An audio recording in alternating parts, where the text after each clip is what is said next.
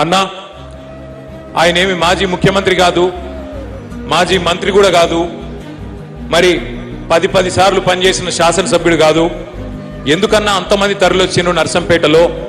12 గంటల పాటు ఎందుకు అంత పెద్ద యాత్ర జరిగింది, జనయాత్ర జరిగింది అంటే వారికి నేను ఒక్కటే చెప్పిన, పెద్ది సుదర్శన్ రెడ్డి పెద్ద పదవులు అలంకరించకపోవచ్చు కానీ వరంగల్ జిల్లాలో ఉద్యమానికి నాయకత్వం వహించిన నాయకుడు, ఉద్యమాన్ని ఒంటి చేత్తో నడిపిన నాయకుడు.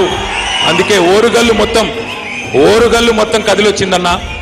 ఓరుగల్లు మొత్తం కదిలొచ్చి పెద్దన్నను చివరిసారి చూసుకుంటామని చెప్పి బాధతోని కదిలి వచ్చిండ్రు అని వారికి వివరించి చెప్పిన. ఉద్యమంలో ఉండే పవర్ అది. ఉద్యమానికి నాయకత్వం వహించిన నాయకుడికి ఉద్యమ బిడ్డకు ఉద్యమ గడ్డ ఇచ్చిన గౌరవం అది అని వారికి నేను చెప్పిన.